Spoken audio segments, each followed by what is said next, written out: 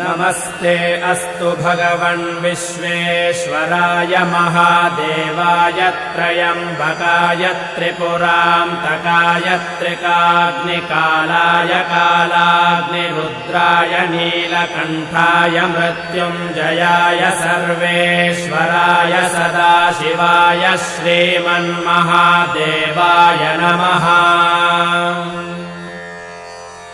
नमो हिरण्यबाहवे सेनान्ये दिशां च पतये नमो नमो वृक्षेभ्यो हरिकेशेभ्यः पशूनां पतये नमो नमः सस्पिञ्जराय द्विषीमते पथीनां पतये नमो नमो बभ्रुषाय विव्याधिनेन्नानां